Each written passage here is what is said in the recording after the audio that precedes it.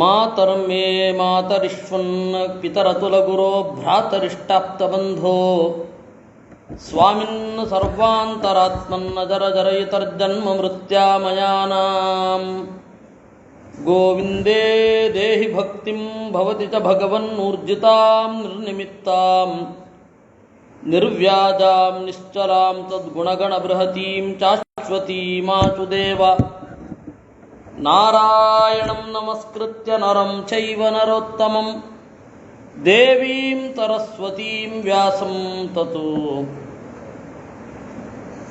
ಜಯಮುದೀರಯೇ ವಿಜಾನತಾಂ ಅವಿತ್ತಸ್ಯ ಮಧ್ವಸ್ಯ ಜಗತಿ ಗುರೋಃ ಪೂರ್ವಾಚಾರ್ಯಮಹಿಷ್ಠಾನಾಂ ಇಯಂ ಪ್ರಣತಿಮಾಲಿಕಾ ಪೂರ್ಣಜ್ಞಾನಾಯ ವಿದ್ಮಹೇ ಪೂರ್ಣಾನಂದಾಯ ಧೀಮಹಿ ತನ್ನೋ ವ್ಯಾಸ ಪ್ರಚೋದಯಾತ್. ಯುಧಿಷ್ಠಿರಃ ಇಮೈವೈ ಮಾನವಾಃ ಸರ್ವೇ ಧರ್ಮಂ ಪ್ರತಿ ವಿಚಿಂಕಿತಾಃ ಕೋಯಂ ಧರ್ಮಃ ಕುತೋ ಧರ್ಮಃ ತನ್ಮೇ ಬ್ರೂಹಿ ಪಿತಾಮಹ. ಯುಧಿಷ್ಠಿರ ಭೀಷ್ಮಾಚಾರ್ಯರಿಗೆ ಪ್ರಶ್ನೆ ಮಾಡ್ತಾ ಇದ್ದಾನೆ, ಅಜ್ಜ, ಈ ಎಲ್ಲ ಮನುಷ್ಯರಿಗೆ ಧರ್ಮದ ಬಗ್ಗೆ ಸಂದೇಹ ಇದೆ. ಕೋಯಂ ಧರ್ಮ ಕುತೋ ಧರ್ಮ, ಧರ್ಮ ಯಾವುದು, ಯಾವುದನ್ನು ಮಾಡಿದ್ರೆ ಧರ್ಮ, ಧರ್ಮಸ್ತ್ವಯಮಿಹಾರ್ಥ ಕಿಂ ಅಮೂತ್ರಾರ್ಥೋಪಿ ವಾ ಭವೇತ್. ಇಲ್ಲಿ ಧರ್ಮಕ್ಕೆ ಪ್ರಯೋಜನ ಇರಬೇಕಾ, ಅಲ್ಲಿ ಮಾತ್ರ ಪ್ರಯೋಜನ ಇದ್ರೆ ಸಾಕ, ಉಭಯಾರ್ಥೋಪಿ ವಾ ಧರ್ಮ, ಈ ಲೋಕದಲ್ಲಿಯೂ ಆ ಲೋಕದಲ್ಲಿಯೂ ಈ ಧರ್ಮಾಚರಣೆ ಪ್ರಯೋಜನ ಇರಬೇಕಾ, ಅದನ್ನು ನನಗೆ ಹೇಳಿ. ಭೀಷ್ಮ ಸದಾಚಾರ ಸ್ಮೃತಿರ್ವೇದ ತ್ರಿವಿಧಂ ಧರ್ಮಲಕ್ಷಣಂ ಚತುರ್ಥಮರ್ಥಮಪ್ಯಾಹು ಕವಯೋ ಧರ್ಮಲಕ್ಷಣಂ. ನೋಡು ಮಗು, ಧರ್ಮದ ಆಕರ ಯಾವುದು ಅಂತ ಹೇಳ್ತೇವೆ. ಸದಾಚಾರ, ಸಜ್ಜನರ ನಡೆ. ಆ ಸಜ್ಜನರ ನಡೆಗೆ ಯಾವುದು ಆಕಾರ ಅಂತಂದ್ರೆ ಸ್ಮೃತಿ. ಸ್ಮೃತಿ ಅಂತಂದ್ರೆ ಬಹಳ ಸಜ್ಜನರು ಏನು ಗ್ರಂಥ ರಚನೆ ಮಾಡಿದ್ದಾರೆ ಅದೇ ಸ್ಮೃತಿ.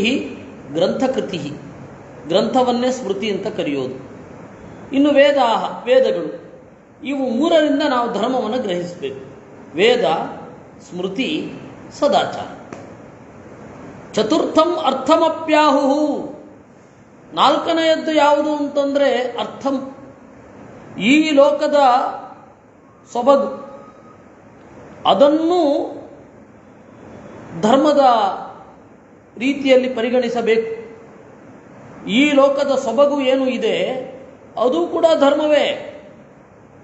ಯಾವುದರಿಂದ ಈ ಲೋಕದ ಸೊಬಗನ್ನು ಅನುಭವಿಸ್ಲಿಕ್ಕಾಗ್ತದೋ ಅದಕ್ಕೆ ಪೂರಕವಾದ ನಡೆಯೂ ಧರ್ಮವೇ. ಅವಿದ್ಯುಕ್ತಾನಿ ಕರ್ಮಾಣಿ ವ್ಯವಸ್ಯಂತ್ಯುಕ್ತಮೂಚರೇ ಲೋಕಯಾತ್ರಾರ್ಥಮೇವೇಹ ಧರ್ಮಸ್ಯ ನಿಯಮಕೃತಃ. ಈ ಲೋಕದ ಸೊಬಗನ್ನು ಅನುಭವಿಸಲಿಕ್ಕೆ ಕೆಲವೊಂದು ನಿಬಂಧಗಳನ್ನು ಮಾಡಿರ್ತಾರೆ, ನಿಬಂಧನೆಗಳು, ರೂಲ್ಸ್. ಯಾಕೆ ಅಂದರೆ ಲೋಕಯಾತ್ರಾರ್ಥಮೇವೇಹ, ಧರ್ಮ ಮಾಡಿರೋದು ಯಾವುದೋ ಲೋಕದ ಒಂದು ಪ್ರಯೋಜನಕ್ಕೆ ಅಲ್ಲ, ಈ ಲೋಕದ ಪ್ರಯೋಜನಕ್ಕೂ ಧರ್ಮವನ್ನು ಮಾಡಿದ್ದಾರೆ. ಉಭಯತ್ರ ಸುಖೋದರ್ಕಃ ಇಹ ಚೈವ ಪರತ್ರ ಚ ಅಲಬ್ಧ್ವಾ ನಿಪುಣಂ ಧರ್ಮಂ ಪಾಪ ಪಾಪೇಚು ಸಜ್ಜತಿ. ಎರಡೂ ಕಡೆ ಸುಖವನ್ನು ಉಂಟು ಮಾಡೋದು ಯಾವುದಿರುತ್ತೆ ಅದು ಧರ್ಮ.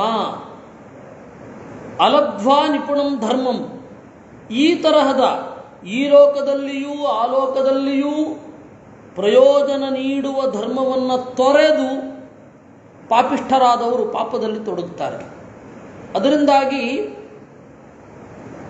ಎರಡು ವಿಪರೀತವಾದ ಸಂಗತಿಗಳು, ಅಬ್ರಾಮಿಕ್ ರಿಲಿಜನ್ಗಳೇನಿವೆ ಅವುಗಳಿಗೆ ಇಲ್ಲಿ ಯಾವುದು ಪ್ರಯೋಜನಕಾರಿಯೋ ಅದು ಧರ್ಮ, ಪರಲೋಕದಲ್ಲಿ ಅದರ ಸ್ವರೂಪ ಹೇಗೆ ಇತ್ಯಾದಿಗಳು ಯಾವುದೂ ಇಲ್ಲ, ಅದರಿಂದಾಗಿ ಅದು ಧರ್ಮ ಅಲ್ಲ. ಇನ್ನು ನಮ್ಮಲ್ಲಿ ಏನಾಗಿದೆ ಅಂತ ಹೇಳಿದರೆ, ಈ ಲೋಕದಲ್ಲಿ ಹೆಂಗ್ ಬೇಕಾರಿರಲಿ, ಆ ಲೋಕದಲ್ಲಿ ಏನೋ ಒಂದು ಒಳ್ಳೆಯದಾಗತ್ತೆ ಅಂತ ಒಂದು ಕುರುಡು ನಂಬಿಕೆಯಿಂದ ಏನೊಂದು ಹೊರಟಿದ್ದೇವೆ. ಇಷ್ಟು ಮಾಡಿದ್ರೆ ಪುಣ್ಯ ಬಂದ್ಬಿಡತ್ತೆ ಅಂತ, ಅದು ಕೂಡ ಧರ್ಮವೇ. ಸೊ ಎರಡೂ ಕಡೆಗೆ ಯಾವುದು ಸಲ್ಲುತ್ತೋ ಅದು ಧರ್ಮ. ಈ ಲೋಕದ ಸುಖಕ್ಕೂ ಕಾರಣ ಆಗಬೇಕು, ಆ ಲೋಕದ ಸುಖಕ್ಕೂ ಕಾರಣ ಆಗಬೇಕು. ಎರಡೂ ಕಡೆಗೆ ಯಾವುದು ಸಲ್ಲುತ್ತೋ ಆ ನಡವಳಿಕೆಯನ್ನು ಧರ್ಮ ಅಂತ ಕರಿಬೇಕು. ಇದನ್ನ ಒಬ್ಬ ಬುದ್ಧಿವಂತ ತಿಳಿತಾನೆ ವಿನಃ ದಡ್ಡ ತಿಳಿಯೋದಿಲ್ಲ. ಅವನು ಪಾಪದ ಕಡೆ ಹೊಟ್ಟೋಗ್ತಾನೆ. ಸೊ ಆ ಶ್ಲೋಕವನ್ನು ಇನ್ನೊಮ್ಮೆ ಹೇಳ್ತೇನೆ ಕೇಳಿ. ಉಭಯತ್ರ ಸುಖೋದರ್ಕಃ ಇಹ ಚೈವ ಪರತ್ರ ಚ ಅಲಬ್ಧ್ವಾ ನಿಪುಣಂ ಧರ್ಮಂ ಪಾಪ ಪಾಪೇಶು ಸೀದತಿ. ಉಭಯತ್ರ ಸುಖೋದರ್ಕಃ, ಈ ಲೋಕದಲ್ಲಿ ಆ ಲೋಕದಲ್ಲಿ ಎರಡೂ ಕಡೆ ಸುಖ ಉಂಟಾಗಬೇಕು. ಆ ತರಹದ ದಾರಿಯನ್ನು ನಾವು ಆರಿಸಬೇಕು, ಅದು ಧರ್ಮ. ಉಭಯತ್ರ ಸುಖೋದರ್ಕಃ, ಎರಡೂ ಕಡೆ ಅದು ಸುಖವನ್ನು ಉಂಟು ಮಾಡಬೇಕು. ಅಲಬ್ಧ್ವಾ ನಿಪುಣಂ ಧರ್ಮಂ ಪಾಪ ಪಾಪೇಶು ಸೀದತಿ. ಈ ಇಷ್ಟು ಚಂದದ ನಿಪುಣವಾದ ಧರ್ಮವನ್ನು ಆಶ್ರಯಿಸದೆ ಅವನೇನು ಮಾಡ್ತಾನೆ? ಪಾಪಿಯಾಗೋಗ್ತಾನೆ. ನಾನು ಈಗಾಗಲೇ ಹೇಳಿದ ಹಾಗೆ ಕ್ರಿಶ್ಚಿಯನ್ನರಾಗಲಿ ಮುಸಲ್ಮಾನರಾಗಲಿ ಯಾರೇ ಆಗಲಿ, ಈ ಲೋಕದಲ್ಲಿ ನಮ್ಮ ಜನಸಂಖ್ಯೆ ಹೆಚ್ಚಿಸಿಕೊಂಡ್ರೆ, ನಮ್ಮ ಅನುಯಾಯಿಗಳು ಜಾಸ್ತಿ ಆಯಿತು ಅಂತ ಹೇಳಿದ್ರೆ ನಾವು ಪವರ್ನಲ್ಲಿರ್ತೇವೆ. ಆ ಪವರ್ನಿಂದ ಏನು ಬೇಕಾದ್ರೆ ಮಾಡ್ಬೋದು. ಈ ಲೋಕದ ಸುಖವನ್ನು ಅನುಭವಿಸ್ತೇವೆ. ಆ ಲೋಕದ ಸ್ವರೂಪ, ಆ ಲೋಕದ ಸುಖ, ಆ ಲೋಕದಲ್ಲಿ ಪಾಂಚಭೌತಿಕ ಭಾಗ ಎಷ್ಟಿರುತ್ತೆ, ಪಾಂಚಭೌತಿಕ ಅತೀತವಾದ ಭಾಗ ಎಷ್ಟಿರುತ್ತೆ, ಇದನ್ನೆಲ್ಲ ಯೋಚನೆ ಮಾಡಲಿಕ್ಕೆ ಅವ್ರು ಪುರುಸೋತ್ತೇ ಇಲ್ಲ. ಈಗ ಮತಾಂತರ ಮಾಡೋದು ಏನಿದೆ, ಅವ್ರು ಯಾಕೆ ಮಾಡೋದು ಮತಾಂತರ? ಈ ಲೋಕದಲ್ಲಿ ನಾವು ಬಹುಸಂಖ್ಯಾತರಾದರೆ ನಮಗೆ ಸುಖ ಸಿಗತ್ತೆ ಅಂತ. ಈ ಲೋಕದಲ್ಲಿ ಬಹುಸಂಖ್ಯಾತರಾದರೆ ನಮಗೆ ಸುಖ ಸಿಗತ್ತೆ, ಅಲ್ಪಸಂಖ್ಯಾತರನ್ನ ಮಣಿಸಬಹುದು. ಇದು ಅವರ ಪ್ಲ್ಯಾನ್. ಅಂದರೆ ಅದು ಪೊಲಿಟಿಕಲ್ ಐಡಿಯಾ. ಕ್ರಮೇಣ ಆ ಧರ್ಮ ಪೊಲಿಟಿಕಲ್ ಐಡಿಯಾ. ಆದರೆ ಅಲ್ಲಿ ಸುಖದ ಬಗ್ಗೆ ಅವರು ತಲೆ ಕೆಡಿಸ್ಕೊಂಡಿಲ್ಲ. ಇಲ್ಲ, ಹೇಳಬಹುದು, ಶಾಸ್ತ್ರಗಳು ಹೇಳಬಹುದು, ಆದರೆ ಮನಸ್ಸಿನ ಆಳದಲ್ಲಿ ಅದು ಪರಿಣಾಮ ಬೀರಿಲ್ಲ. ನಾವಿಲ್ಲಿ ಬಹುಸಂಖ್ಯಾತರಾಗಬೇಕು, ಮೆಜಾರಿಟಿ. ಅವ್ರ ತಲೆನಲ್ಲಿರೋದು ಅದು. ಆದರೆ ಸರಿ ಆಯಿತು, ಅಲ್ಲಿದೆ ಅಂತ ಒಪ್ಕೊಂಡ್ರೂ ಕೂಡ ನಾವಲ್ಲಿ ಕೇಳಿದ್ರೆ ಅದಕ್ಕೆ ಭೌತಿಕವೋ ಅಭೌತಿಕವೋ ನಿತ್ಯವೋ ಅನಿತ್ಯವೋ ಕಾಲದ ಪರಿಣಾಮಕ್ಕೆ ಅದು ಕೂಡ ಒಳಗಾಗತ್ತೋ ಒಳಗಾಗಲ್ವೋ ಇತ್ಯಾದಿಗಳನ್ನೆಲ್ಲ ಕೇಳಿದ್ರೆ ಸೀದಾ ನಮ್ಮ ಹೊಟ್ಟೆಗೆ ಚೂರಿ ಬಿದ್ದಿರುತ್ತೆ ವಿನಃ ಉತ್ತರ ಅಂತೂ ಸಿಗಲ್ಲ.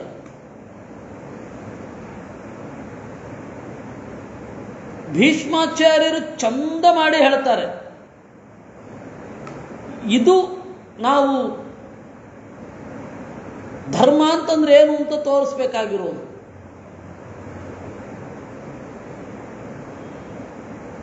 ಧರ್ಮ ಅಂತ ಹೇಳಿದರೆ ಉಭಯತ್ರ ಸುಖೋದರ್ಕಃ ಇಹ ಚೈವ ಪರತ್ರ ಚ. ಇಹ ಈ ಲೋಕದಲ್ಲಿ, ಪರತ್ರ ಪರಲೋಕದಲ್ಲಿ ಯಾವುದು ಸುಖವನ್ನು ಕೊಡುತ್ತೋ ಅದು ಧರ್ಮ. ಇದು ಮುಖ್ಯ. ಧರ್ಮದ ಲಕ್ಷಣ ಇದು. ಈ ಲೋಕದಲ್ಲಿ ಕಷ್ಟಪಟ್ಬಿಡೋಣ, ಪರಲೋಕದಲ್ಲಿ ಸುಖ ಸಿಗತ್ತೆ, ಅದು ಏಕಾಂತಿಕವಾದ ಧರ್ಮವಲ್ಲ. ಈ ಲೋಕದಲ್ಲಿ ಹೆಂಗೋ ಏನೋ, ಆ ಲೋಕ ಹೇಗಿರುತ್ತೋ ಏನೋ, ಈ ಲೋಕದಲ್ಲಿ ಮನದಣಿಯ ಸುಖ ಅನುಭವಿಸ್ಬಿಡೋಣ, ಅದು ಅಲ್ಲ ಧರ್ಮ ಅಂದರೆ. ಸೊ ನಮ್ಮೆಲ್ಲ ನಿಯಮಗಳು, ನಮ್ಮ ಜೀವನದ ನಡೆಗಳು, ನಮ್ಮ ಅಂಡರ್ಸ್ಟ್ಯಾಂಡಿಂಗು ಇದರ ಆಧಾರದ ಮೇಲೆ ಇರಬೇಕು. ಅದರಿಂದಾಗಿ ಕೆಲವರೆಲ್ಲ ಏನು ಹೇಳ್ತಾರೆ, ಕೆಲವರೆಲ್ಲ ವೇದಾಂತವನ್ನು ಬಳಸ್ಕೋತಾರೆ. ವೇದಾಂತ ಅನ್ನೋದು ಎಸ್ಕೇಪಿಸಮ್ನ ರೂಟು ಅಂತ. ಅವ್ರಿಗೆ ಗೊತ್ತಿಲ್ಲಪ್ಪ ವೇದಾಂತ ಅಂದ್ರೆ ಏನು. ವೇದಾಂತ ಆ ತರಹ ಹೇಳಲ್ಲ. ಯಾವ ಧರ್ಮಶಾಸ್ತ್ರವೂ ಆ ತರಹ ಹೇಳಲಿಲ್ಲ. ಅಂದರೆ ವಿಶೇಷತಃ ಮಹಾಭಾರತದಲ್ಲಿ ಹೇಳಿದ ಧರ್ಮ ಎರಡೂ ಕಡೆಗೆ ಸುಖ. ಈ ಆಚಾರ್ಯರು ಇದನ್ನೇ ಹೇಳೋದು. ಸ್ವರಾಜ್ಯಮಾಪುರುಭಯತ್ರ ಸದಾ ವಿನೋದಾತ್ ಅಂತಾರೆ. ಪಾಂಡವರು ಎರಡೂ ಕಡೆ ಸುಖವನ್ನು ಅನುಭವಿಸಿದರು.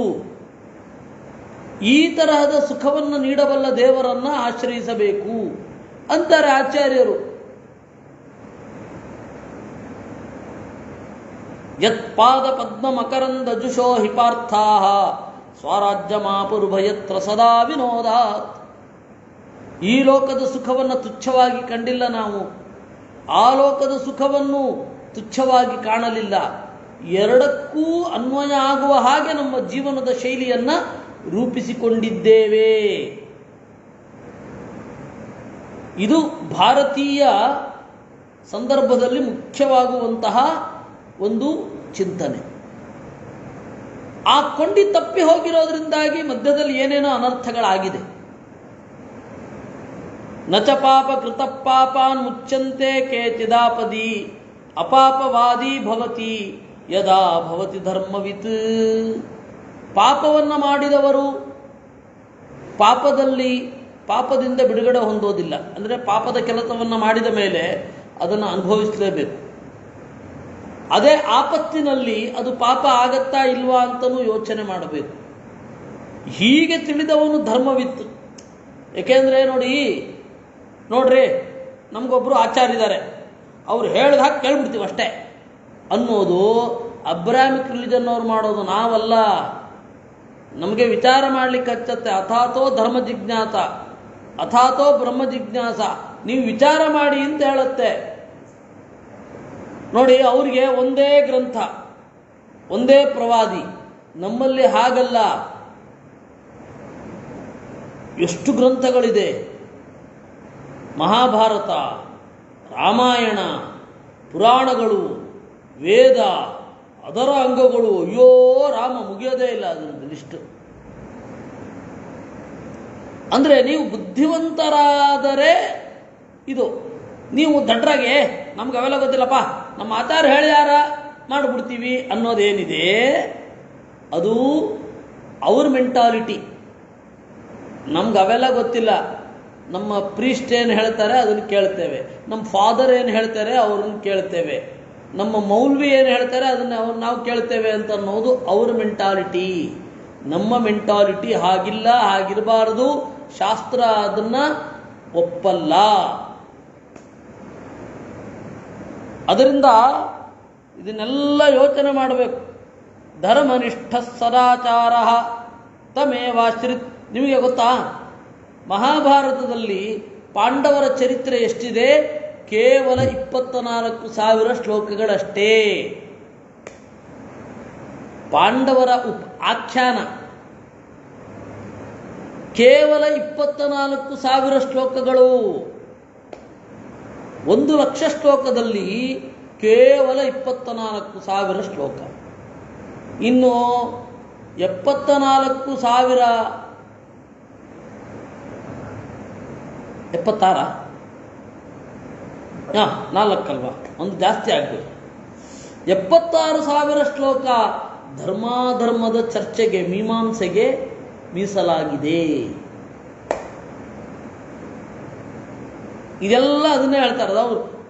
ನಿಮಗೆ ಆದಿಪರ್ವ ದೊಡ್ಡದು. ಆದಿಪರ್ವ ಸಭಾಪರ್ವ ಮುಗಿಯುವಷ್ಟರಲ್ಲಿ ಪಾಂಡವರ ಆಲ್ಮೋಸ್ಟ್ 57 ವರ್ಷದ ಬದುಕು ಮುಗಿದೋಗಿರುತ್ತೆ. ಅವರು 57ನೇ ವರ್ಷ ಮುಗಿದ ಮೇಲೆ ನೋಡಿ, ಇನ್ನೊಮ್ಮೆ ಹೇಳ್ತೇನೆ, ಆದಿಪರ್ವ ಆಗುವಾಗ ಖಾಂಡವ ದಾಹ, ಅದಾಗುವಾಗ ಅರ್ಜುನನಿಗೆ ಸುಮಾರು 41-42 ವಯಸ್ಸು. ಅದಾದ ಮೇಲೆ 16 ವರ್ಷಗಳ ಕಾಲ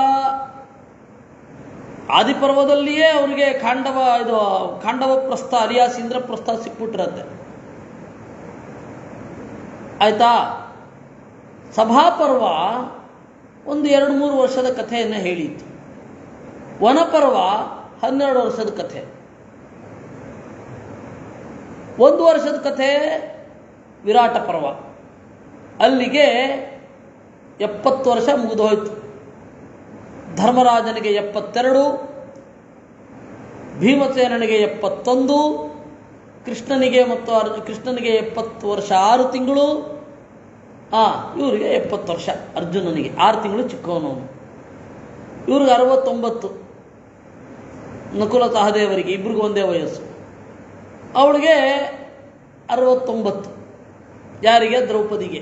ನೋಡಿದ್ರಾ, ಕೀಚಕ ಕೈ ಹಿಡಿದು ಎಳೆದದ್ದು 68, 69ನೇ ವಯಸ್ಸಿನಲ್ಲಿ. ಇರಲಿ. ಅಲ್ಲಿಂದ ನೀವು ಮುಂದೆ ಬಂದರೆ ಶಾಂತಿ ಪರ್ವ, ಅದು ಇದು 10 ದಿವಸದ ಕತೆ. ಭೀಷ್ಮ ಪರ್ವ, ಉದ್ಯೋಗ ಪರ್ವ 1-1.5 ತಿಂಗಳು ಅಂತ ಇಟ್ಕೊಳ್ಳೋಣ. 1.5-2 ತಿಂಗಳು ಅಂತ ಇಟ್ಕೊಳ್ಳಿಕ್ಕೆ ಏನು ತೊಂದರೆ ಇಲ್ಲ. ಭೀಷ್ಮ ಪರ್ವ 10 ದಿವಸದ ಕಥೆ, ದ್ರೋಣ ಪರ್ವ 5 ದಿವಸದ ಕಥೆ, ಕರ್ಣ ಪರ್ವ 2 ದಿವಸದ ಕಥೆ, ಅರ್ಧ ದಿವಸದ ಕಥೆ ಶಲ್ಯ ಪರ್ವ. ಆವಾಗಲೇ ದುರ್ಯೋಧನ ಸಾಯೋದು, ಅವತ್ತು ರಾತ್ರಿನೇ ಅಶ್ವತ್ಥಾಮ ದಾಳಿ ಮಾಡೋದು. ಅದಾದ ಮೇಲೆ ಸುಮಾರು 1 ತಿಂಗಳು ಡ್ಯುರೇಷನ್ನಲ್ಲಿ ಎಲ್ಲರದು ಶ್ರಾದ್ದ ಆಯಿತು, ಎಲ್ಲರದು ಧರ್ಮೋದಕ ಆಯಿತು. ಆಮೇಲೆ ಎಲ್ಲ ಮುಗೀತು. ಇಷ್ಟೆಲ್ಲ ಮುಗಿಯುವಾಗ ಒಂದು 73 ವಯಸ್ಸು ಯಾರಿಗೆ? ನಮ್ಮ ಧರ್ಮರಾಜನಿಗೆ. ಆಮೇಲೆ ಶಾಂತಿ ಪರ್ವ 1 ತಿಂಗಳ ಕಥೆ. 1 ತಿಂಗಳು, ಹಬ್ಬಬ್ಬ ಅಂತಂದ್ರೆ 2 ತಿಂಗಳು ಅಷ್ಟೇ ಕಥೆ.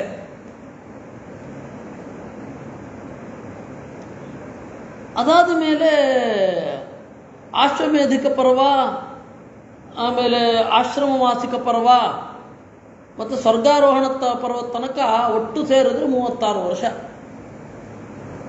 ಧರ್ಮರಾಜ ಒಟ್ಟು 108 ವರ್ಷ ಬದುಕಿದ್ದು, ಭೀಮಸೇನ 107 ವರ್ಷ, ಕೃಷ್ಣ 106 ವರ್ಷ 6 ತಿಂಗಳು,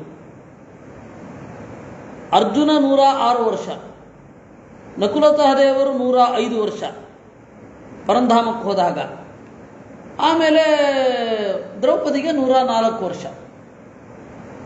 ಈ 104 ವರ್ಷದ ಏನು ಕಥೆ ಇದೆ ಮಹಾಭಾರತದ ಕಥೆ, ಅದರಲ್ಲಿ ನಮಗೆ 24,000 ಶ್ಲೋಕಗಳಲ್ಲಿ ಒಟ್ಟು ಮುಗಿಯುತ್ತೆ. ಯಾಕಂದ್ರೆ ವೇದವ್ಯಾಸರೇ ಹೇಳೋದು ಅದನ್ನು. 24,000 ಭಾರತಂ ತೂಚಿವಾನ್ ಪ್ರಭು. 24,000 24,000 ಶ್ಲೋಕಗಳಿಂದ ಆಖ್ಯಾನಂ ಮಹದದ್ಭುತಂ ಉಪಾಖ್ಯಾನೈ ಸಹ ಜ್ಞೇಯಂ ಶ್ರಾವ್ಯಂ ತತ್ವಾರ್ಥದರ್ಶಿಭಿ. ಉಪಾಖ್ಯಾನಗಳ ಜೊತೆಗೂಡಿ ಈ ಮಹಾಖ್ಯಾನವನ್ನು ಕೇಳಬೇಕು. ಅದು 1 ಲಕ್ಷ ಆಗುತ್ತೆ. ಯಾರಿಂದ ಕೇಳಬೇಕು? ತತ್ವಾರ್ಥದರ್ಶಿಭಿ, ತತ್ವವನ್ನು ಕಂಡವರಿಂದ ಕೇಳಬೇಕು. ನೀವು ಗೊತ್ತಾಯ್ತಾ? ತತ್ವವನ್ನು ಕಾಣಬೇಕು, ಅವನಿಂದ ಕೇಳಬೇಕು. ನಾವಂಥವ್ರು ಅಲ್ವಲ್ಲ, ಅದಕ್ಕೆ ಮಧ್ವಾಚಾರ್ಯ ಬಂದು ಹೇಳಿದ್ರು, ಅವರಿಂದ ಕೇಳ್ತಾ ಇದ್ವಿ ನಾವು.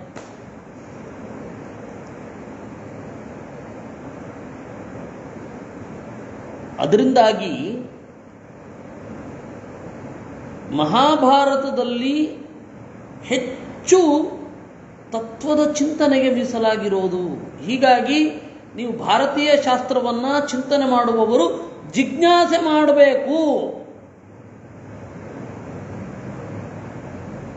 ಬುದ್ಧಿವಂತರಿಗಾಗಿ ಈ ಧರ್ಮ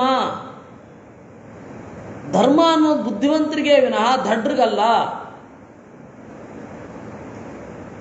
ವಿಚಾರ ಮಾಡಬೇಕು, ಶಕ್ತಿ ಇದ್ದಷ್ಟು ವಿಚಾರ ಮಾಡಬೇಕು. ವಿಚಾರವೇ ಮಾಡದೆ ಹೋದ್ರೆ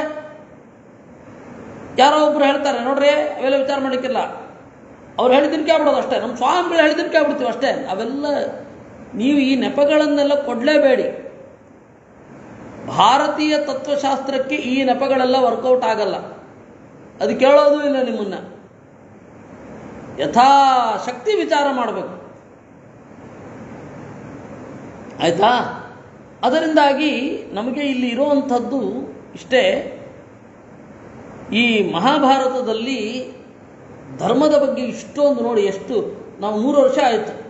23ನೇ ಇಸ್ವಿ 12ನೆಯ ತಿಂಗಳು ಡಿಸೆಂಬರ್ ಶುರು ಆಗಿದ್ದಂತೆ ಶಾಂತಿ ಪರ್ವ. 24, 25 ಆಗ್ತಾ ಬಂತು. ಇನ್ನು 244ನೇದರಲ್ಲಿ ಇದ್ದೀವಿ. ಎಷ್ಟು ವಿಚಾರ ಮಾಡಲಿಕ್ಕಿರುತ್ತೆ. ಅದರಿಂದಾಗಿ ಧರ್ಮನಿಷ್ಠನಾದವನು, ಸದಾಚಾರನಾಗಿರುವವನು ಅದನ್ನೇ ಆಶ್ರಯಿಸಿ ಬದುಕಬೇಕು, ವೇದವನ್ನೇ ಆಶ್ರಯಿಸಿ ಬದುಕಬೇಕು.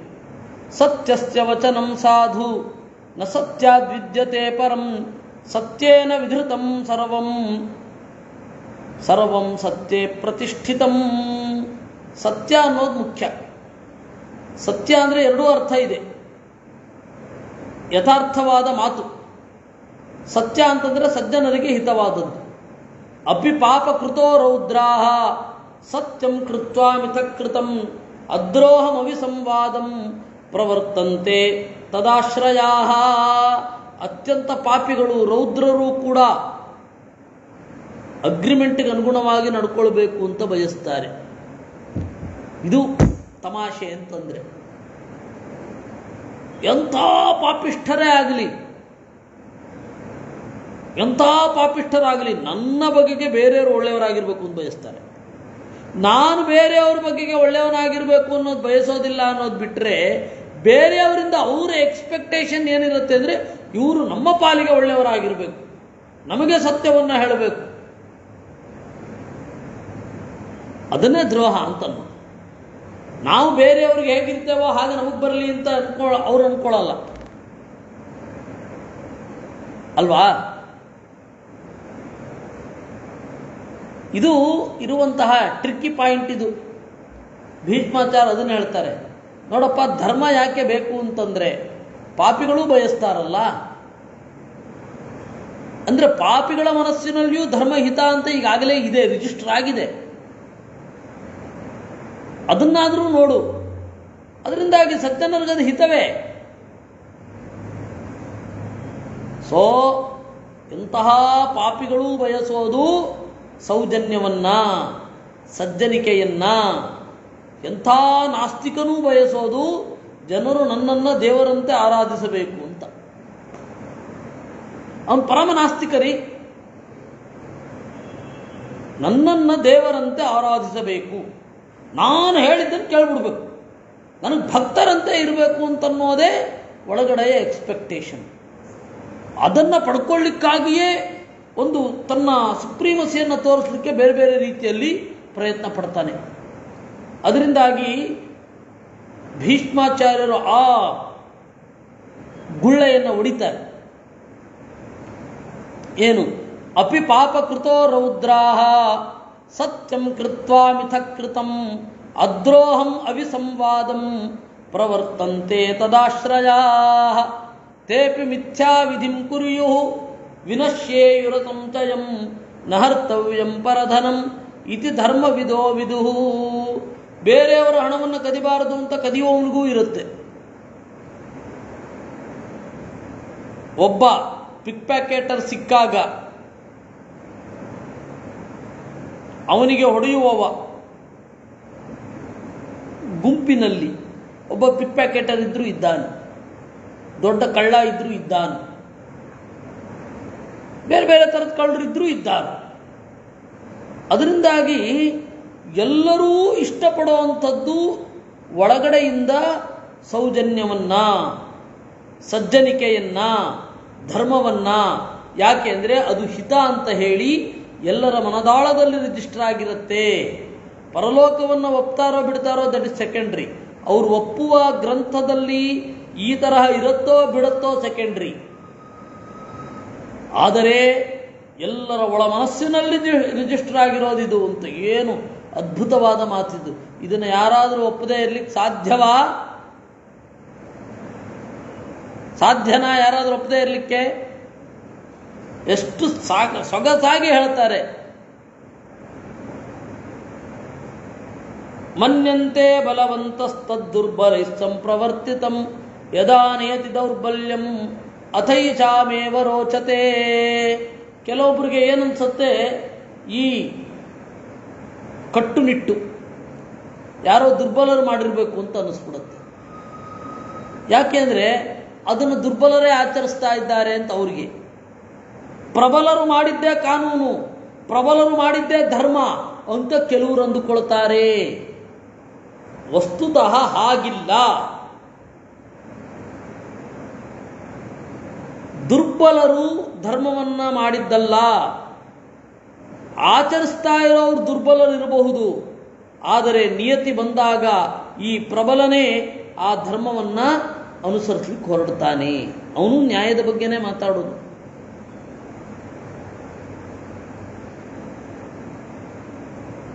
ಯಾಂತ ದುರ್ಜನನನ್ನ ಹೋಗಿ ಕೇಳಿ, ಅವನು ನಾನೇನು ತಪ್ಪು ಮಾಡಿಲ್ಲ ಅಂತ ಮಾತಾಡ್ತಾನೆ. ಅಂದ್ರೆ ತಪ್ಪು ಮಾಡದೇ ಇರೋದು ಸರಿ ಅನ್ನೋದು ಅವನ ಮನಸ್ಸಲ್ಲಿ ರಿಜಿಸ್ಟರ್ ಆಗಿರೋದಕ್ಕಾಗಿಯೇ ತನ್ನನ್ನು ಸಮರ್ಥನೆ ಮಾಡ್ಕೊಳ್ತಾನೆ. ಇದನ್ನೆಲ್ಲ ಗಮನಿಸಬೇಕು ಅಂತಾರೆ. ನಶ್ಯತ್ಯಂತಂ ಬಲಯುತಾ ಭವಂತಿ ಸುಖಿನೋಪಿ ವಾ. ಕೆಲವ್ರಿಗೇನು ಅಂತಂದ್ರೆ ಯಾರಿಗೆ ಬಲ ಇರುತ್ತೆ ಅವರು ಸುಖಿಗಳು. ತಪ್ಪು ತಿಳುವಳಿಕೆ ನಿಮ್ದು ಅಂತಾರೆ. ನಿಮ್ಮದು ತಪ್ಪು ತಿಳುವಳಿಕೆ.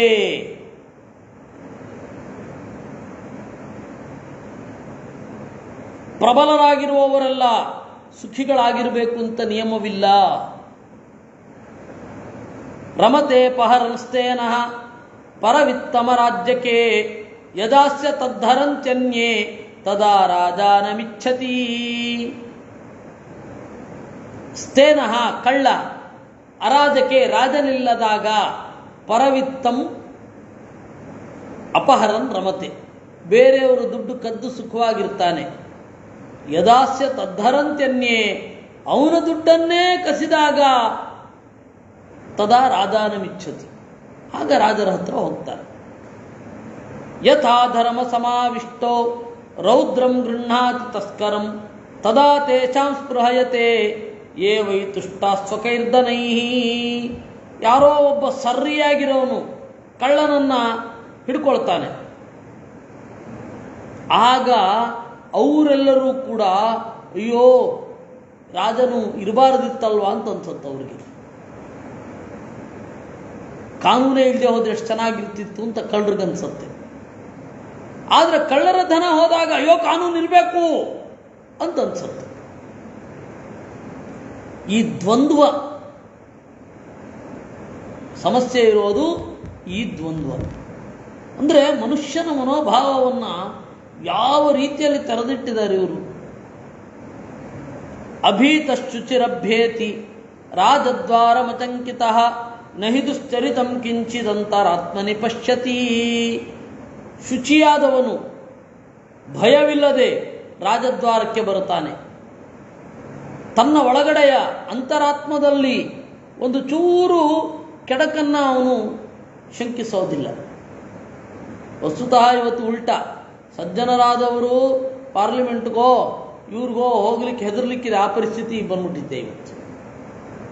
ಯಾಕೆಂದ್ರೆ ಅಲ್ಲಿ ಒಳಗಡೆ ಇರೋರೆಲ್ಲ ಒಳ್ಳೆಯವರಲ್ಲ. ಅದರಿಂದಾಗಿ ತಸ್ಮಾದನಾರ್ಜವೇ ಬುದ್ಧಿ ನ ಕಾರ್ಯಾತೆ ಕಥಂಚನ ಅಸಾಧುಭ್ಯೋಶ್ಚ ನ ಭಯಂ ನ ಚೋರೇಭ್ಯೋ ನ ರಾಜತಃ ನ ಕಿಂಚಿತ್ ಕಸ್ಯಚಿತ್ ಕುರುವನ್ ನಿರ್ಭಯಶ್ಚುಚಿರಾವತೇತ್. ದುರ್ಜನರಿಂದ ಭಯವಿಲ್ಲ, ಚೋರರಿಂದ ಭಯವಿಲ್ಲ, ರಾಜರಿಂದ ಭಯ ಇಲ್ಲ, ನಿರಪರಾಧಿಯಾದವನಿಗೆ. ಸರ್ವತಃ ಶಂಕತೆಸ್ತೇನೋ ಮೃಗೋ ಗ್ರಾಮಮಿಯೇ ಇವೇ ಇವಾನ್ ಬಹುಧಾ ಚರಿತಂ ಪಾಪಂ ಅನ್ಯಸ್ಯೈವಾನು ಪಶ್ಯತಿ. ಒಬ್ಬ ಕಳ್ಳ ಏನು ಮಾಡ್ತಾನೆ, ಬಂದು ಎಲ್ಲ ಕಡೆ ಹೆದರ್ತಾನೆ ಇರ್ತಾನೆ. ಯಾಕೆಂದ್ರೆ ಅವನಿಗೆ ಮೃಗೋ ಗ್ರಾಮಮಿವೇ ಇವಾನ್, ದಿಕ್ಕು ತಪ್ಪಿ ಬಂದ ಮೃಗ, ಯಾವುದೋ ಬೇರೆ ಕಾಡಿನ ಪ್ರಾಣಿ ಹಳ್ಳಿಯಲ್ಲಿ ಎಲ್ಲರಿಂದ ಹೆದರುವ ಹಾಗೆ ದುರ್ಜನನೊಬ್ಬ ಹೆದರ್ತಾ ಇರ್ತಾನೆ. ವಿಶೇಷತಃ ಒಬ್ಬ ಕಳ್ಳ ಹೆದರ್ತಾ ಇರ್ತಾನೆ.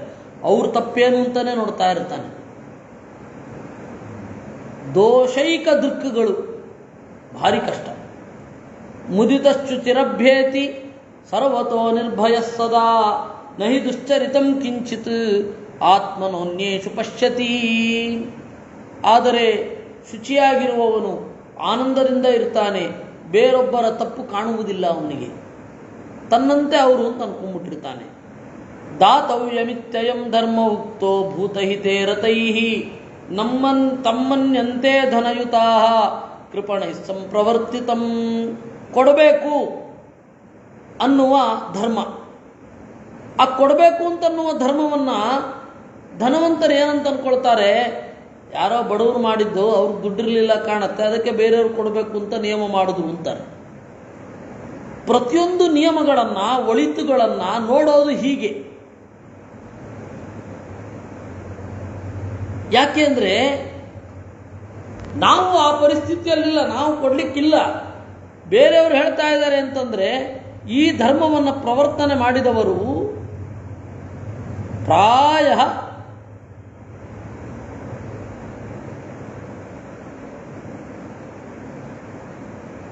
ದೀನರಿರಬೇಕು.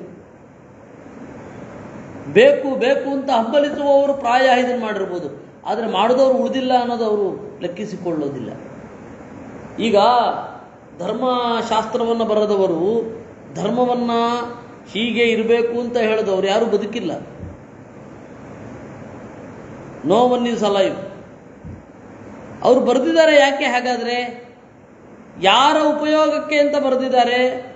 ಎರಡೇ ಕಾರಣ. ಒಂದೋ ಅಜ್ಞಾನ, ಒಂದೋ ಶ್ರದ್ಧೆ. ಆ ಶ್ರದ್ಧೆಯಲ್ಲಿಯೂ ಎರಡು ತರಹ. ಒಂದೋ ವೇದವನ್ನು ತಿಳಿದು ಬರೆದಿರ್ತಾರೆ, ಇನ್ನೊಂದು ತಿಳಿಯದೆ ಬರೆದಿರ್ತಾರೆ.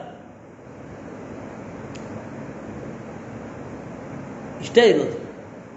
ಆದರೆ ಜನ ಏನು ಅನ್ಕೊಳ್ತಾರೆ, ಕೊಡಬೇಕು ಕೊಡಬೇಕು ಕೊಡಬೇಕು ಅಂದರೆ ಧರ್ಮಶಾಸ್ತ್ರ ಹೇಳ್ತಾ ಇದೆ ಅಂದ್ರೆ ಏನರ್ಥ? ಯಾರೋ ದೀನರಾಗಿ ಭಿಕ್ಷೆ ಬೇಡುವವರು ಈ ನಿಯಮ ಮಾಡಿದ್ದಾರೆ ಅಂತ ಅನ್ಕೊಂಡ್ಬಿಡ್ತಾರೆ. ಯೋನ್ಯಸ್ಯ ಸಾಧುವದ್ವಕ್ತಿ ಯದನ್ಯೈರ್ವಿಹಿತಂ ನೇಚ್ಛೇತ್ ಆತ್ಮನ ಕರ್ಮ ಪೂರುಚಃ ಯದಾ ನೀಯಂತ ಕಾರ್ಪಣ್ಯಂ ಅಥೈಷಾಮೇವ ರೋಚತೆ ಧನವಂತೋಪಿ ನಾತ್ಯಂತಂ ಭವಂತಿ ಸುಖಿನೋಪಿ ವಾ. ಯಾವಾಗ ಅವ್ರಿಗೇನೆ ಆ ಪರಿಸ್ಥಿತಿ ಬರುತ್ತೆ, ಆಗ ಅಯ್ಯೋ ಕೊಡುವವರಿರಬಾರ್ದ ಅಂತ ಅನಿಸುತ್ತೆ. ಹಣ ಇದ್ದವ್ರಿಗೆಲ್ಲ ಸುಖ ಇರಲ್ಲ, ಅವಾಗಾದರೂ ಅನ್ಸುತ್ತೆ. ಯದನ್ಯೈರ್ವಿಹಿತಂ ನೈಚ್ಛೇತ್ ಆತ್ಮನ ಕರ್ಮ ಪೂರುಚಃ ನ ತತ್ಪರೇಚು ಕುರ್ವೀತ ಜಾನನ್ ಅಪ್ರಿಯಮಾತ್ಮನಃ. ಬೇರೆಯವರು ಮಾಡಿದ್ದು ತನಗೆ ಪ್ರಿಯವಾಗಲಿಲ್ಲ ಅಂದರೆ ಈ ತರಹ ಮಾಡಿದ್ರೂ ಬೇರೆಯವರಿಗೆ ಪ್ರಿಯವಾಗಲ್ಲ ಅಂತ ತಿಳಿಯಬೇಕು. ಇದು ಧರ್ಮದ ಬೇಸಿಕ್. ಯೋನ್ಯಸ್ಯ ಸ್ವಾದುವದ್ವಕ್ತಿ. ಕೆಲವೊಮ್ಮೆ ಈ ಲಕ್ಷಣ ಪೂರ್ತಿಯಾಗಿ ಅನ್ವಯವೂ ಆಗೋದಿಲ್ಲ. ಯಾಕೆಂದರೆ ನಮಗೆ ಸಿಹಿ ಇಷ್ಟ ಇಲ್ಲ ಅಂದರೆ ಬೇರೆಯವ್ರಿಗಿರಲ್ಲ ಅಂತ ಹೇಳಲಿಕ್ಕೆ ಬರಲ್ಲ. ಅದಲ್ಲ, ಬೇಸಿಕ್ಕಾಗಿ ಕಳ್ಳತನ, ಸುಳ್ಳು ಇತ್ಯಾದಿ ಬೇರೆಯವರು ಮಾಡಿದ್ದು ನಮಗೆ ತೊಂದರೆ ಆಗೋದೇ ಅಂತಾದರೆ ನಾವು ಬೇರೆಯವ್ರಿಗೆ ಅದನ್ನು ಮಾಡಬಾರ್ದು. ಇದು ಧರ್ಮದ ಬೇಸಿಕ್. ಯೋನ್ಯಸ್ಯ ಸ್ವಾದುವದ್ವಕ್ತಿ ಕಸ್ತಂ ಹಿಂಸಿತಮರ್ಹತಿ ಯದನ್ಯಸ್ತಸ್ಯ ತತ್ಕುರ್ಯಾತ್ ಮೃಷ್ಯೇದಿತಿ ಚ ಮೇ ಮತಿಃ. ಚೆನ್ನಾಗಿ ಹಾರ್ದವಾಗಿ ಮಾತನಾಡುವವನು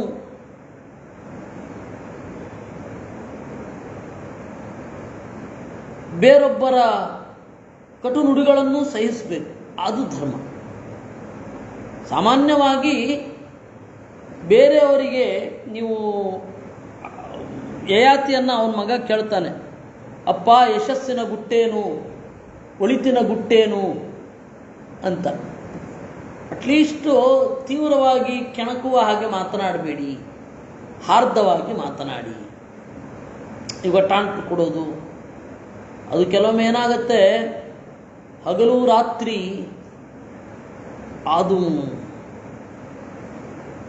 ತಿರುಗಲಿಕ್ಕೆ ಶುರು ಆಗುತ್ತೆ ಹೃದಯದಲ್ಲಿ. ಅವರ ಯಾವುದೋ ಒಂದು ಜೀವನದ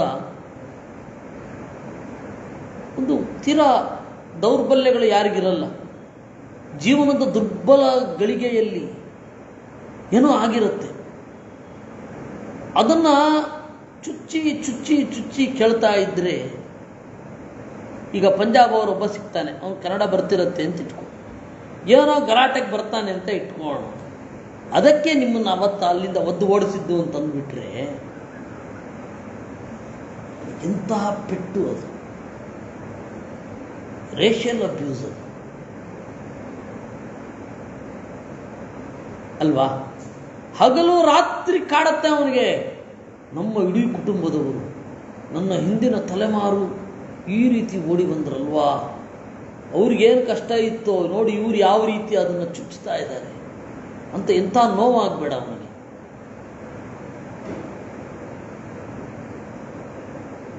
ಒಬ್ಬ ಯಹೂದಿ ಸಿಕ್ಕಿದ್ರೆ ಅದಕ್ಕೆ ಎಲ್ಲ ಕಡೆಯಿಂದ ಹೊಡೆಸ್ಕೊಂಡು ಹೋದ್ರು, ಯಾವ ಕಡೆಯೂ ಉಳ್ಳಿ ಬಿಡಲಿಲ್ಲ, ಸಮುದ್ರದ ಕಡೆಗೆ ಒತ್ಕೊಂಡೋಟೋದ್ರು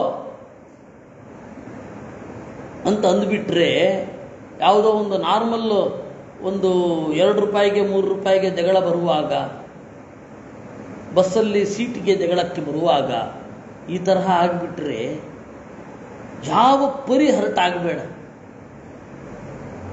ಆ ತರಹದ ಮಾತುಗಳನ್ನು ಆಡಬೇಡಿ. ಅದಕ್ಕೆ ಸಾಧ್ಯವಾದಷ್ಟು ಹಾರ್ದವಾಗಿ ಮಾತನಾಡಿ, ಬೇರೆಯವರ ದೌರ್ಬಲ್ಯಗಳನ್ನು ಕೆದುಕದಿರಿ.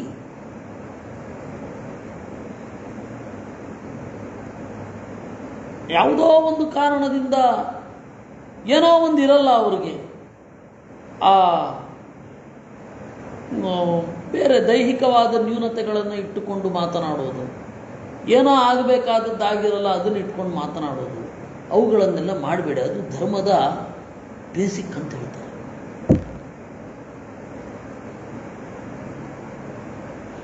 ಜೀವಿತುಂ ಯಸ್ವಯಂ ಚೇಚ್ಛೇತ್ ಕಥಂ ಸೋನ್ಯಂ ಪ್ರಘಾತಯೇತ್ ಯದ್ಯದಾತ್ಮನ ಇಚ್ಛೇತ ತತ್ಪರಸ್ಯಾಪಿ ಚಿಂತಯೇತ್.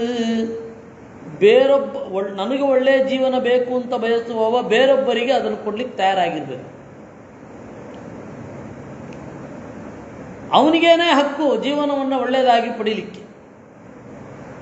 ಅತಿರಿಕ್ತ ಸಂವಿಭಜೇತ್ ಭೋಗೈರನ್ಯಾನ ಕಿಂಚನಾನ್ ಯೇ ತಸ್ಮಾತ್ ಕಾರಣಾದ್ದಾತ್ರ ಕುಸೀದಂ ಸಂಪ್ರವರ್ತಿತಂ.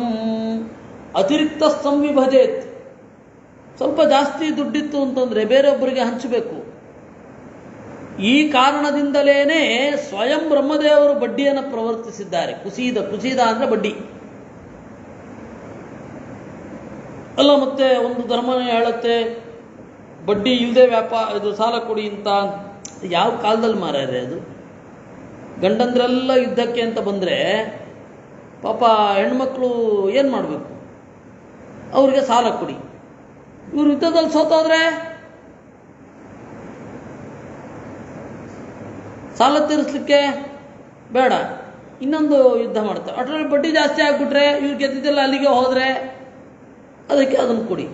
ಹಾಗಾದರೆ ಅವ್ರಿಗಿಲ್ವಾ? ಇದೆ, ಅವರಿಗೆ ನೀವು ಬೇರೆ ರೀತಿ ಕೊಡ್ತಾ ಇದ್ರು ಅವಾಗ. ಸೊ ಬಡ್ಡಿ ಅನ್ನೋದೇನಿದೆ ಅದು ಅನಿವಾರ್ಯ. ಕೊಟ್ಟು ಬರಿದಾಗಬಾರದು, ಕೊಡದೇನೆ ಇರಬಾರದು. ಕೊಡೋ ಪರಿಸ್ಥಿತಿ ಇರುತ್ತೆ, ಕೊಟ್ಟವನಿಗೆ ಮತ್ತೆ ಇಸಿದುಕೊಳ್ಳುವ ಪರಿಸ್ಥಿತಿ ಬಂದೇ ಬರುತ್ತೆ. ಅದಕ್ಕೇನು ಮಾಡೋದು? ಕುಸೀದಂ, ಬಡ್ಡಿ ಅಂತನ್ನುವ ಒಂದು ವ್ಯವಸ್ಥೆಯನ್ನ ಸ್ವಯಂ ಬ್ರಹ್ಮದೇವರು ತಂದರು. ನೋಡಿ, ಧರ್ಮ ಅಂತ ಹೇಳಿದ ಕೂಡಲೇ ಎಲ್ಲರ ಕಿವಿ ಅರಳಿರುತ್ತೆ. ಎಷ್ಟು ಪಂಚಪಾತ್ರೆ ಇಟ್ಕೊಂಡಿರ್ಬೇಕು, ಎಷ್ಟು ಆಚಮನ ಮಾಡಬೇಕು, ಎಷ್ಟು ಸ್ನಾನ ಮಾಡಬೇಕು, ಮಡಿ ಉಡಬೇಕೋ ಉಡಬಾರ್ದೋ ಅದ್ಯಾವುದು ಹೇಳಲೇ ಇಲ್ಲ ಮಾರ್ಯಾರೆ ಇಲ್ಲಿ. ಯಸ್ಮಿನ್ಸ್ತು ದೇವಾ ಸಮಯೇ ಸಂಪದ್ಯೇರನ್ ಸ್ತಮಾರಭೇತ್ ಅಥ ಚೇಲ್ಲೋಭ ಸಮಯೇ ಸ್ಥಿತಿ ಧರ್ಮೇಪ್ಯಶೋಭನ. ದೇವತೆಗಳು ಕೂಡ ಅಗ್ರಿಮೆಂಟಿಗೆ ತಕ್ಕ ಹಾಗೆ ಇರಲು ಬಯಸುತ್ತಾರೆ. ಲೋಭಕ್ಕಾಗಿ ನೀವು ಧರ್ಮವನ್ನು ಮಾಡಬೇಡಿ. ಲೋಭಕ್ಕಾಗಿ ಅಲ್ಲ, ಪ್ರಾಮಾಣಿಕವಾಗಿ ಧರ್ಮವನ್ನು ಮಾಡ್ತೇನೆ ಅಂತ ಇಟ್ಕೊಳ್ಳಿ. ಸರ್ವಂ ಪ್ರಿಯಾಭ್ಯುಪಗತಂ ಪುಣ್ಯಮಾಹುರ್ಮನೀಚಿಣಃ ಪಶ್ಯೈತಂ ಲಕ್ಷಣೋದ್ದೇಶಂ ಧರ್ಮ ಧರ್ಮೇ ಯುಧಿಷ್ಠಿರ. ಪ್ರಿಯವೂ ಹಿತವೂ ಯಾವುದಾಗಿರುತ್ತೋ ಅದನ್ನು ಧರ್ಮ ಅಂತ ತಿಳ್ಕೋ. ಇದು ಧರ್ಮದ ನಿಷ್ಕೃಷ್ಟವಾದ ಲಕ್ಷಣ. ಇದೇ ಧರ್ಮ. ಲೋಕ ಸಂಗ್ರಹ ಸಂಯುಕ್ತಂ ವಿಧಾತ್ರ ವಿಹಿತಂ ಪುರ ಸೂಕ್ಷ್ಮ ತತ್ವಾರ್ಥ ನಿಯತಂ ಸದಾಚಾರಂ ಸದಾಚರಿತಮುತ್ತಮಂ. ಜನರ ಹಿತಕ್ಕೆ ಕಾರಣ ಆಗಬೇಕು. ಸೂಕ್ಷ್ಮವಾದ ತತ್ವಾರ್ಥದ ವಿವೇಚನೆಯಿಂದಲೂ ಕೂಡಿರಬೇಕು. ಅದನ್ನು ಧರ್ಮ, ಅಂತಹ ಸದಾಚಾರವನ್ನು ಧರ್ಮ ಅಂತ ಕರೀತಾರೆ. ಸೊ ಲೋಕ ಸಂಗ್ರಹವಿರದ, ಸೂಕ್ಷ್ಮ ತತ್ವಗಳಿರದ ಕೆಲವರೆಲ್ಲ ಕೇಳಿದ್ರೆ ಅವೆಲ್ಲ ಮಾತಾಡ್ಬಿಡಿ ನೀವು, ನಮ್ಮ ಹಿರಿಯರು ಹೇಳಿದ್ದಾರೆ ಮಾಡಬೇಕು ಮಾಡ್ಬೇಕಷ್ಟೇ. ಆ ಥರ ಎಲ್ಲ ಇದ್ರೆ ಧರ್ಮ ಅಲ್ಲ. ಅದು ಸೂಕ್ಷ್ಮವಾದ ತತ್ವಾರ್ಥದೊಂದಿಗೆ ಕೂಡಿರಬೇಕು.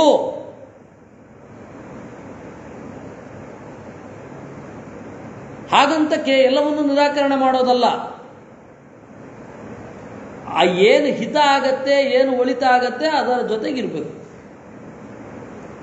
ಧರ್ಮ ಲಕ್ಷಣ ಮಾಖ್ಯಾತಂ ಏತತ್ತೇ ಕುರುತತ್ತಮ ತಸ್ಮಾತ್ ಅನಾರ್ಜವೇ ಬುದ್ಧಿ ನತೆ ಕಾರ್ಯ ಕಥಂಚನ. ಅದರಿಂದಾಗಿ ಇದು ಧರ್ಮ ಲಕ್ಷಣ ಅಂತಂದ್ರು. ಅಂದ್ರೆ ಏನು? ಎರಡೂ ಕಡೆ ಯಾವುದು ಉಭಯತ್ರ ಸುಖೋದರ್ಕಂ ಪುಣ್ಯಂ ತತ್ ಪರಿಕೀರ್ತಿತಂ. ಉಭಯತ್ರ ಸುಖೋದರ್ಕ ಸಧರ್ಮ ಇತಿ ಕೀರ್ತಿತಃ. ಇದನ್ನ ಗಮನಿಸ್ಕೊಳ್ಬೇಕು ಅಂತ ಹೇಳ್ತಾರವರು. ಇಲ್ಲಿಗೆ 244ನೆಯ ಅಧ್ಯಾಯ ಆಯಿತು. ಯುಧಿಷ್ಠಿರ ಸೂಕ್ಷ್ಮಂ ಸಾಧು ಸಮಾದಿಷ್ಟಂ ಭವತಾ ಧರ್ಮಲಕ್ಷಣಂ ಪ್ರತಿಭಾಷಸ್ತಿ ಮೇ ಕಾಚಿತ್ ಪ್ರಬ್ರೂಯಾಂ ಅನುಮಾನತಃ. ಅದಕ್ಕೆ ಯುಧಿಷ್ಠಿರ ಹೇಳಿದ, ಅಜ್ಜ ಸೂಕ್ಷ್ಮಂ ಸಾಧು ಸಮಾದಿಷ್ಟಂ, ಅತ್ಯಂತ ಸೂಕ್ಷ್ಮವಾದ ವಿಚಾರವನ್ನು ತಾವು ಹೇಳಿದಿರಿ. ಆದರೆ ನನ್ನ ಪ್ರತಿಭೆ ಒಂದಿದೆ. ಪ್ರತಿಭೆ ಅಂದರೆ ಹೊಳಹು ಅಂತ, ಇಂಟ್ಯೂಷನಲ್ ಫ್ಲ್ಯಾಶ್ ಅಂತ ಏನು ಕರೀತಾರಲ್ಲ, ದಟ್ಸ್ ಕಾಲ್ಡ್ ಪ್ರತಿಭೆ. ಪ್ರತಿಭೆ ಅಂತ ಅದನ್ನು ಹೇಳಬೇಕು. ನನಗೇನೋ ಒಂದು ಇಂಟ್ಯೂಷನಲ್ ಫ್ಲ್ಯಾಶ್ ಆಗ್ತಾ ಇದೆ, ಅದನ್ನು ಹೇಳಲ್ಲ. ಅದರಲ್ಲಿ ತರ್ಕವೇ ಹೆಚ್ಚು ಇದೆ. ಭೂಯಾಂತೋ ಹೃದಯೇ ಮೇ ಪ್ರಶ್ನಾಸ್ತೆ ವ್ಯಾಹೃತಾಸ್ತ್ವಯ ಇಮಮನ್ಯಂ ಪ್ರವಕ್ಷ್ಯಾಮಿ ನರಾಜನ್ನಿಗ್ರಹಾದಿವಾ. ಸ್ವಾಮಿ, ಭೂಯಾಂತೋ ಹೃದಯೇ ಮೇ ಪ್ರಶ್ನಾ ತ್ವಯಾ ವ್ಯಾಹೃತಾ. ನನ್ನ ಹೆಚ್ಚಿನ ಪ್ರಶ್ನೆಗಳಿಗೆ ನೀವು ಉತ್ತರ ಕೊಟ್ಬಿಟ್ಟಿದ್ದೀರಾ. ಆದರೆ ಇನ್ನೊಂದು ಹೇಳಲಿಕ್ಕಿದೆ. ಇದು ನಿಗ್ರಹ ಅಲ್ಲ. ನಿಗ್ರಹ ಅಂತಂದ್ರೆ ಇಲ್ಲ ಇದನ್ನು ಹೀಗೆ ಒಪ್ಪಲೇಬೇಕು ಅಂತಲ್ಲ. ಇಮೇ ಹಿ ಪಾಲಯಂತೀಯ ಸೃಜಂತ್ಯುತ್ತಾರಯಂತಿ ಚ ನ ಧರ್ಮ ಪರಿಪಾಠೇನ ಶಕ್ಯೋ ಭಾರತ ವೇದಿತುಂ. ಅಂದರೆ ನೀವು ಹೇಳಿದರ ಪ್ರಕಾರ ಅಂತಿಲ್ಲ. ಧರ್ಮ ಪರಿಪಾಠೇನ ನ ಶಕ್ಯ. ಒಂದು ರೊಟೀನ್ ಆಗಿರುವ ಆಚರಣೆಯನ್ನು ಧರ್ಮ ಅಂತ ಕರೆಯಲ್ಲ. ಆ ರೊಟೀನ್ ಬೇಡ ಅಂತಲ್ಲ. ಯಾವುದು ಒಳಿತೋ ಅದು ರೊಟೀನ್ ಆಗಿ ನಡೀತಾ ಇರಬೇಕು. ಆದರೆ ಕಾಲಕ್ಕೆ ಸರಿ ಅಲ್ಲದ ರೊಟೀನು ಧರ್ಮ ಅಲ್ಲ. ದೇಶ ಕಾಲಗಳಿಗೆ ವಿರುದ್ಧವಾದ ರೊಟೀನ್ ಏನಿದೆ ಅದು ಧರ್ಮ ಅಲ್ಲ. ನೋಡ್ರೆ 15 ದಿವಸಕ್ಕೊಮ್ಮೆ ಉಪವಾಸ ಮಾಡ್ತೀನಿ ಅಷ್ಟೇ. ಆವತ್ತು ದಶಮಿ ಸ್ಪರ್ಶ ಆದರೂ ಸರಿಯೇ, ದಶಮಿ ಸ್ಪರ್ಶ ಆಗದೆ ಹೋದರೂ ಸರಿಯೇ. ತಲೆ ಬಿಸಿ ಯಾಕೆ? 1ನೇ ತಾರೀಕು ಬಿದಿಗೆ ಆದರೆ 11ನೇ ದಿವಸ 11ನೇ ತಾರೀಕು ಏಕಾದಶಿ. ಈ ತರಹ ಮಾಡಲಿಕ್ಕಾಗಲ್ಲ. ನೀವು ಹಂಗೆ ಮಾಡಿದ್ರೂ ಚೇಂಜ್ ಆಗೋದೆ. ಯಾಕೆಂದರೆ ಫೆಬ್ರವರಿ 28 ಇರೋದು. ಕೆಲವೊಂದು ಕಡೆ 30 ಇರುತ್ತೆ, ಕೆಲವೊಂದು ಕಡೆ 31 ಇರುತ್ತೆ. ಕರಗ ಹಂಗೆ ಮಾಡಲಿಕ್ಕಾಗಲ್ಲ. ನೋಡ್ರಿ 15, 30 2 ಏಕಾದಶಿ ಮಾಡ್ತೀನಿ ಅಷ್ಟೇ ಅಂತ ಹೇಳಲಿಕ್ಕಾಗತ್ತಾ? ಅವಾಗ 31ರಿಂದ 1 ಅಂತ ಸೇರಿಕೊಂಡು 14ನೇ ತಾರೀಕಿಗೆ ಬಂದ್ಬಿಡುತ್ತೆ. 28ಕ್ಕೆ ಹೋದ್ರೂ ಮುಗದೇ ಹೋಯ್ತು. 2 ದಿವಸವೋ 3 ದಿವಸವೋ ವಾಪಸ್ ಬರುತ್ತೆ, ಅಥವಾ ಇಲ್ವೇ ಇಲ್ಲ, ಕ್ಯಾನ್ಸಲ್ ಮಾಡ್ಬಿಡ್ಬೋದು. 30ನೇ ತಾರೀಕೇ ಇಲ್ಲ ಫೆಬ್ರವರಿಯಲ್ಲಿ, ಹೀಗಾಗಿ ಏಕಾದಶಿ ಇಲ್ಲ ಅಂತ. ಹಂಗೆ ಮಾಡ್ಲಿಕ್ಕಾಗಲ್ಲ. ಅಂದರೆ ನಾನು ಏನು ಹೇಳ್ತಾ ಇರೋದು ಅಂದರೆ, ಪರಿಪಾಠದಿಂದ ಇದು ಮಾಡಬೇಕಷ್ಟೇ. ತಲೆ ಮೇಲೆ ತಲೆ ಬಿದ್ದು ಹೋದ್ರೂ ಇದನ್ನು ಮಾಡಬೇಕು ಅನ್ನೋದು ಧರ್ಮ ಆಗಲ್ಲ. ಇದು ನಾನು ಕಂಡುಕೊಂಡದ್ದು. ಧರ್ಮರಾಜ ಹೇಳ್ತಾ ಇರೋ ಮಾತು. ಪರಿಪಾಠ ಅಂದರೆ ಹಲವಾರು ಅರ್ಥ ಇದೆ. ರೊಟೀನ್ ಅಂತ ಒಂದರ್ಥ, ಇನ್ನೊಂದು ಅವ್ರು ಹೇಳಿದ್ರು ಮಾಡ್ತಾ ಇದೀವಿ ಅಷ್ಟೇ, ಕೇಳಲಿಕ್ಕೆಲ್ಲ ಇಲ್ಲ. ಅದೆಲ್ಲ ಮಾಡಲಿಕ್ಕಾಗಲ್ಲ. ಅನ್ಯೋ ಧರ್ಮ ಸಮಸ್ಥಸ್ಯ ವಿಷಮಸ್ಥಸ್ಯ ಚಾಪರಃ ಅತಸ್ತೇತು ಕಥಂ ಶಕ್ಯಾಃ ಪರಿಪಾಠೇನ ವೇದಿತುಂ. ಇನ್ನು ಧರ್ಮದ ಬಗ್ಗೆ, ಧರ್ಮ ಅಂದರೆ ಪರಿಪಾಠ ಅಲ್ಲ ಅಂತ ಗೊತ್ತಾಯಿತು. ಸಮಸ್ತಸ್ಯ ಧರ್ಮ ಅನ್ಯ, ಸಂಪನ್ನನಾಗಿರುವವನಿಗೆ ಧರ್ಮ ಬೇರೆ, ವಿಷಮನಾಗಿರುವವನಿಗೆ, ಸಂಪನ್ನನಲ್ಲದವನಿಗೆ, ಕಷ್ಟದಲ್ಲಿರುವವನಿಗೆ ಧರ್ಮ ಬೇರೆ. ಅದರಿಂದಾಗಿ ಪರಿಪಾಠದಿಂದ ರೊಟೀನಿಂದ ತಿಳಿಲಿಕ್ಕಾಗಲ್ಲ. ಇದು ನನಗೆ ಅರ್ಥ ಆಯಿತು. ಆದರೆ ಧರ್ಮಸ್ವರೂಪದ ಬಗ್ಗೆ ಇನ್ನು ಕೆಲವು ಪ್ರಶ್ನೆಗಳಿದೆ, ಅದನ್ನು ನಾನು ಕೇಳ್ತೇನೆ ಅಂತ ಇನ್ನು ಪ್ರಶ್ನೆ ಇದೆ ಮುಂದೆ. ಅದನ್ನು ನಾವು ಸೋಮವಾರ ನೋಡೋಣ. ನಾಳೆ ಮತ್ತು ನಾಡಿದ್ದು ನನಗೆ ಚಿಂತನೆಯಲ್ಲಿ ಭಾಗವಹಿಸ್ಲಿಕ್ಕಾಗಲ್ಲ, ರಾಮಾಯಣ ಚಿಂತನೆ ಮಾಡಲಿಕ್ಕಾಗಲ್ಲ. ಸೋಮವಾರದಿಂದಲೇ ಒಟ್ಟಿಗೆ ಶುರು ಮಾಡೋದು, ಯಥಾ ಪ್ರಕಾರ ಇದನ್ನು ಅನುವಾದ ಮಾಡಿ ಮುಂದೆ ಹೋಗುವ. ಕೃಷ್ಣಾರ್ಪಣಮಸ್ತು.